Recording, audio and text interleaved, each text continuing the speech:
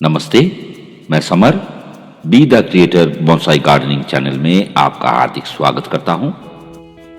आपके साथ इस कड़ी में साझा करने जा रहा हूं सालों से सफलतापूर्वक किए जाने वाले मेरा एक प्रयोग।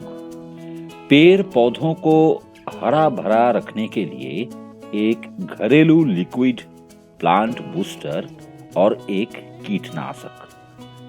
चाहे वह सब्जियां हो या फूल और फल, यह लिक्विड प्लांट बूस्टर सभी पौधों को हरा भरा रखेगा।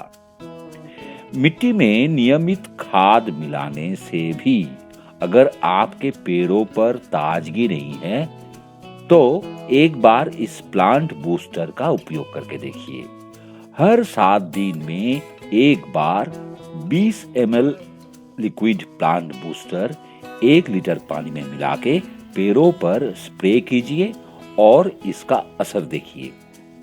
पेड़ पौधों को खाद के साथ साथ कुछ माइक्रो न्यूट्रिएंट्स की भी जरूरत होती है, जो गमले में उगाए गए पेड़ों को सीमित मिट्टी से नहीं मिलता है। इस प्लांट बूस्टर को बनाने का सरल उपाय जान लीजिए।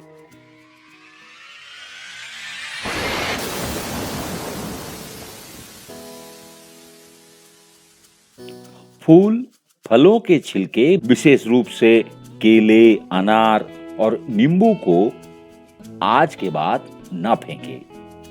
इसमें से एक बहुत ही उच्च गुणवत्ता वाले प्लांट बूस्टर बनाएं। दिखाए गए तरीके से लिक्विड प्लांट बूस्टर बनाएं और पूरे वर्ष इसका उपयोग करके अपने बगीचे को सुंदर बनाएं। छिलकों को बारीक काट लीजिए और बोतल में पानी के साथ थोड़ा सा गुड़ मिला लीजिए और कटे हुए छिलकों को मिलाकर बोतल को बंद कर दें। केले के छिलके में भारी मात्रा में पोटेशियम और मैग्नीशियम रहता है, साथ ही साथ कुछ सोडियम, कैल्शियम और आयरन भी रहता है।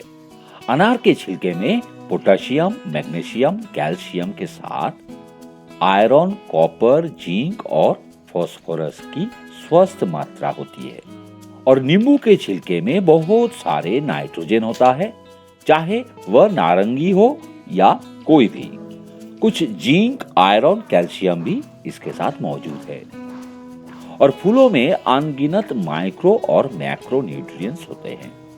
फूलों को फाड़ लीजिए और पानी और गुड़ के साथ बोतल में बंद कीजिए।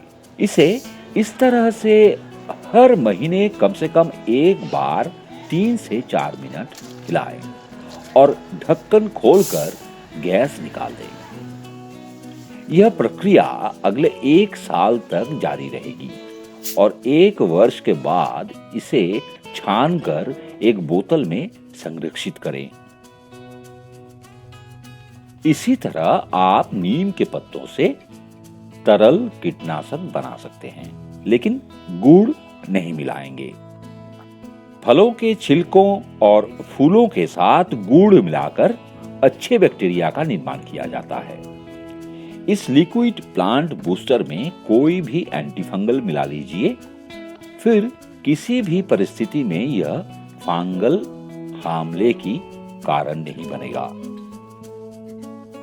अंत में मेरे दर्शकों को मेरा संदेश, जो मेरे नए अपलोड के प्रतीक्षा में रहते हैं। दोस्तों, आजकल मैं अपने फाइन आर्ट के प्रोफेशन में थोड़ा व्यस्त हूं। बहुत जल्द नियमित अपलोड फिर से उपलब्ध होंगे। अनियमितता के लिए खेद है। इस एपिसोड में इतना ही। मिलते हैं अगले एपिसोड में। तब तक के लिए नमस्कार।